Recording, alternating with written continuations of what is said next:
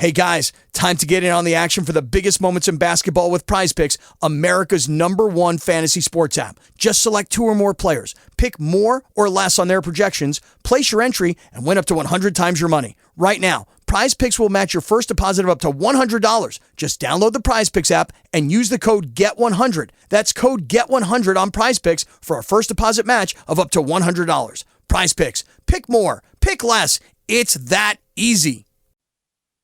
As we have an impending snowstorm coming, we want to remember one that's infamous, and we brought in somebody very special to do it. It's the Morning Mayor, Dave Eddy, WPCK. Oh, my gosh. How's that for an intro? That's terrific. Where did you dig that up? It was buried very deep somewhere. Very, very deep, yeah. It was on a old record, and I had to find a record player. And then we wired up a projector, and then we had somebody act out the sound for us so we can interpret it back into an audio file. We actually hired a bunch of singers and musicians. All for me? Yeah. Oh, gosh. Listen, it's awfully good to be in studio with you guys. It is wonderful to have you. Well, I've been listening to you. You're doing a great job. Keep up the good work. That means a lot to us coming from you. Of course, Dave Eddy hosted the morning show. This show, do you want to talk about how long it was? I don't remember. Over 48 years. 48 years at BCK, and about 47 of that was the morning show. Wow. Can you believe that? That is amazing. 47 years doing the morning show here. I remember my first time working here in 2002. I did a couple of overnight shifts, and once in a while I had to fill in during the week, and I actually got some of your prep work for you and Bill. I remember. Yeah. And I had to make sure I left it in the right spot. And that's when everything was on paper. It was stacks of paper. We still have stacks of paper laying around here. Not like that, though. What'd you do with the teletype machines? They're not here anymore. What's a teletype machine? That is a good question. What is a teletype machine? I know Tom McHale's typewriter was here, and I think that's been moved to a safe place. It is. I'm sure of that. The old green, yes. What was it, Royal, was it, or an Underwood? I don't recall what it was. I can't remember what brand it was. It might have been Underwood. You know, another thing that was gifted to Lacey and I was the barometer. Oh, yeah. Which it was very important back then to absolutely. check that every 6 hours and write it down on the weather almanac sheet. Yeah. And but Tim, I don't know whose decision it was, but it was mine. Your decision. So you got it. They asked me what I wanted, and I'm like, I want the barometer. It's hanging up in our apartment on the wall, and it even still has a note that somebody typed up. Probably 30 with the wind years ago that says, conversion. here's how you're supposed to do this and everything. Yeah. It means a lot that we were able to I'm very familiar with that. Yeah. So if you ever want to get rid of that, you know where it can go. Right to you? Mm-hmm. Yeah. I'll keep that in mind. Around. Yeah, absolutely. If I ever get rid of that I'll give you a call first. Thanks, Lacey. So a few days ago, Lacey and I were on Facebook, and we saw something that you had posted related to the infamous Michigan blizzard of 78. 78, yep. January, February. You know that's 44 years ago or something. So, the memory isn't what it used to be. So, is it fonder? Do you look back at that journey into work that morning as a fond experience now? Oh my gosh, yes, I guess you could say that. At that time, I said on in the memory again, I said I lived at Wall Lake, but I was living at that time at Long Lake Cloverdale, which made it another 5 miles more. Oh wow! So I made it about a 30-mile trip into town. Wow! And I had my oldest son living with me at that time. The two of us in this little summer cottage, and it was in the middle of the winter. Mm-hmm. And besides that, I had to go outdoors and into the shower every morning. So, oh my goodness! Yeah. Had a roof over it, but I mean it was still outdoors. Yeah. That's got to be cold. So they got you That'll started. wake you up, yeah. But we knew that you had nothing as complicated as nowadays. That we knew a storm was coming, But the forecasts weren't quite the way they can anticipate things. They weren't. But so we knew that we were going to get some snow, all right. But not that much. So Don was then going to Delton Kellogg schools. And I said, Don, by looking at things, it looks like you might not have school tomorrow. So when I got up at whatever, I always got up at 3:52 every morning, but probably a little earlier that morning. Yeah. And I said, we have got to see if we can get into town. Because I had this Jeep pickup truck, used pickup truck that I had picked up. Mm-hmm. And I never thought we'd make it. Oh. I mean, a couple of times we had to stop at the top of the hill, and say, Don, I don't think we're going to get through that drift down there. And so he'd walk out a little bit, and he said, I don't think so either, but let's try it. So we did. Somehow we got here. Instead of hold my beer, hold my coffee. Watch this. It was way too early for a beer, for sure. Well, so the Battle Creek Enquirer did a article after this, and you had several articles that was part of your Facebook post. Right. You guys kind of teamed up, the WBCK and the Enquirer, a little bit to communicate some of the things. And, there was a rivalry between, they Sure. didn't like us and we didn't like them, so to speak. But Dan Martin, who, by the way, is still around, he lives in Naples, Florida Oh, wow. these days. And we've been meaning to get together for quite some time. But Dan cooperated with us. He was a publisher, editor of the Battle Creek Enquirer at that time. And we got together, and they would get reports. Their ability to get reports and things were much more sophisticated than ours. And so he would call in all these reports and things. And, of course, there were no computers. Yeah. No computers, all by hand, No text messages, Yeah. no voicemails. And we had just a skeleton staff around here, with the snow. And that's everything. nothing new. No. By the way, I am so elated to see you guys standing up and working. Really? I always did. I prefer it. I feel like it makes the morning move a little faster. well, I feel loose. Yeah. And you sit on a stool or something, and that's no good. And I did that at first. You'd sit in an office chair when I first started. I got some pictures here. There's one right there. Hold it up to the mic, Nancy.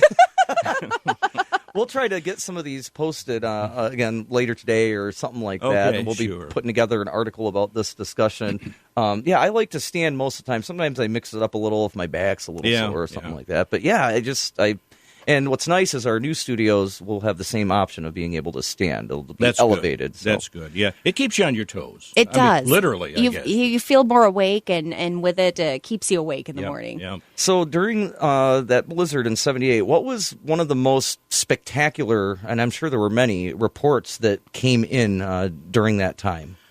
Well, my gosh, where do you start? And again, this is 44 years ago or something. But we also go back to the '67 snowstorm, right? And I lived within 2 blocks of this place then, and we saw that one coming. If I can relate back to '67 for just a second, lived on Pawnee Street over here, which is just a couple of blocks away. And Tom McHale stayed all night at our house that night because it was getting bad. It might as well be close. Yeah, and Tom and I in the morning came over here. He was the news director then. And maybe Jim Cleaver was still, Jim Cleaver was involved too, but Tom stayed the night with me. And as I recall, when he stayed that night, there was a disaster on one of the pads down in Florida. When the 3 astronauts died on a fiery... That was during that period of time. I think it was that night, I believe. Gosh, yeah. But we walked over here through the snow on that '67 one. But getting back to the '78, so many things you don't think about. People would die. As a natural course of things. Yeah. And how do you get the bodies? Right. And the funeral homes had to divert to the sheriff's department, other trucks, city trucks and things to get the bodies into the funeral home. That's not something you would think about. You wouldn't think about that at all. And funerals probably had to be delayed, a couple of weeks or longer. Who knows? Yeah, it took a while to get things cleaned up. But and food. People needed food. And there were a few snowmobiles around. There weren't a lot of snowmobiles at that time. Mm-hmm. But my little Jeep pickup truck was really busy picking up people, and after we get off the air and go pick up somebody that needed this and that and the other thing. But wow, it was a mess. So not only were you hosting and keeping people informed, you went out and did a delivery service of sorts. Yeah, right. Exactly. You were the original Uber. Yeah, that's right. That's right. We're talking with the morning mayor, Dave Eddy, right here on WBCK. Some of his memories of the blizzard of '78 and the blizzard of '67. He was here for both of those major Michigan winter weather events. Probably the biggest one. I don't think we've had anything quite like it since then. I think we had 20. I read in the newspaper article 23.5 inches of snow, and there was 7 inches of snow prior to that on the ground. Wow. drifts. People were going up on their roof, and they could jump off into the snowbank, and it's really was something else. Well, and a lot of the colleges and universities were closed, which is very rare. Everything was closed. Everything, I bet. Yeah. I think one of the closest things we've had since then is something we talked about a little bit earlier this morning. It wasn't a blizzard, but that deep freeze about 3 years ago. Oh, the polar vortex? Yeah. Oh, yeah. Schools. I think I was in Florida for that Oh, one. lucky you. The newsroom inside here at WBCK got down to 46 degrees because the heat couldn't keep up. Yeah. Yeah. I can believe that. I bet it was nice and toasty warm in Florida, though. It was. Actually, it did dip, as it's doing presently. Yeah. They're having some pretty cold weather in Florida.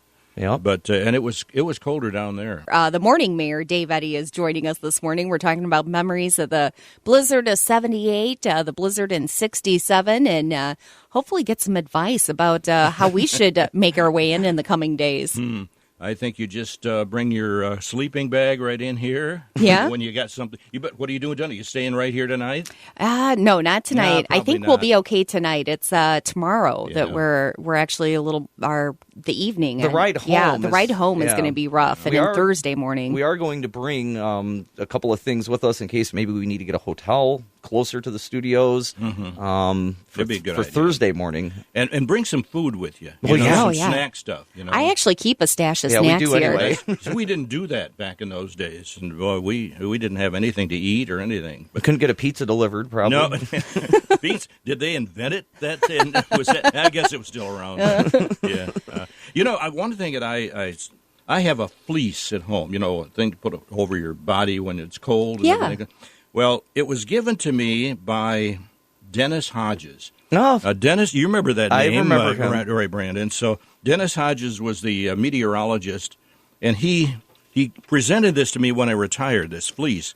And it says 1 February 98 through January 8th of 2008, 14 years, 11 months, 18 days of absolute grief. Always your friend, Dennis Hodges. Oh, gosh. With friends like that, who needs enemies? He was a happy guy, yeah. So, and then I think in 78, we may have had a meteorologist on staff, and it might have been the fellow from Wheeling, Illinois. I had it right on the tip of my tongue, but yeah.